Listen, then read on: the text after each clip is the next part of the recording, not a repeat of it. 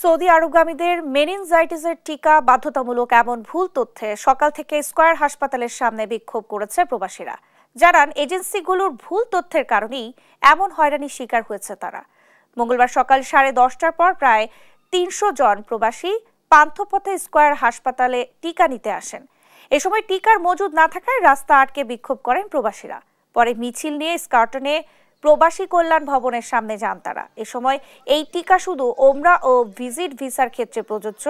প্রবাসী কল্যাণ কর্তৃপক্ষ এমনটি জানালে আন্দোলন স্থগিত করেন তারা। জানান, এজেন্সি ও হাসপাতালের গাফলতির কারণে এমন ভোগান্তিতে পড়েছে প্রবাসীরা। সড়ক অবরোধ ও মিছিলের কারণে যানজটের ভোগান্তিতে পড়েন পান্থপথ ও আশপাশের এলাকার মানুষ। ওমরা ভিসায় যাবে অথবা যে কোনো ভিসায় ওমরার উদ্দেশ্যে যাবে অথবা ভিজিট ভিসায় সৌদি আরব যাবে, বাংলাদেশিদের জন্য মেনিনজাইটিসের টিকাটা ম্যান্ডেটরি। স্কয়ার মেডিকেলে ভ্যাকসিন আছে বলার পরও 2-3 বার ঘুরে গেছে। 2-3 দিন ঘুরাই দেওয়ার পর আজকে মোটামুটি যারা আসছে তারা সবাই ডেট দিছে দেখে আসছে। 10 দিন আমরা ভ্যাকসিন না নিতে পারলে আমার টিকিটটা মিস হয়ে যাবে।